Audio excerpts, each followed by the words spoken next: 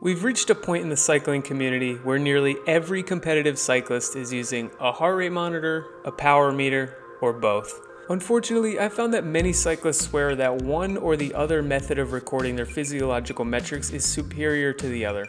And so I wanted to present some anecdotal evidence via a recent intervals session recorded on Zwift to talk about the pros and cons of each and why they both work better when paired together.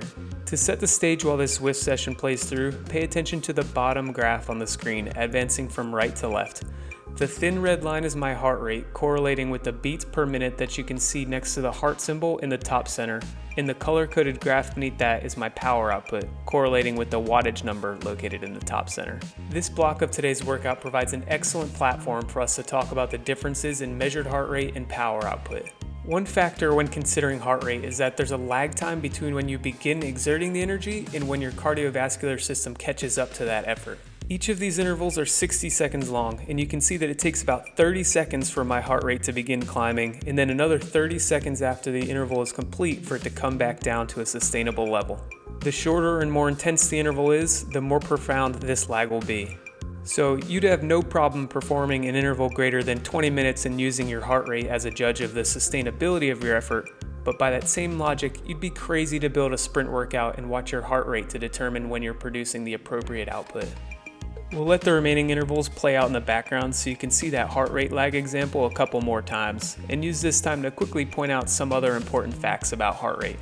You may have noticed that your heart rate varies from day to day, and this is because in addition to reacting to physical stressors, such as pedaling at 370 watts for 1 minute, your heart rate is also affected by your emotional stressors, such as anxiety, excitement, and fear, and it's also affected by age, the medications and supplements we take, caffeine and alcohol consumption, the temperature outside, and hormones. So obviously there's a lot that affects our heart rate, but I'm not saying it's unreliable. Measuring your heart rate truly provides incredible insight into your health, and it's even better when you pair it with your power meter.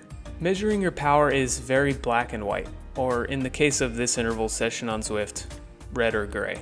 If I were given the choice between only using a heart rate monitor or only using a power meter, I'd pick the power meter.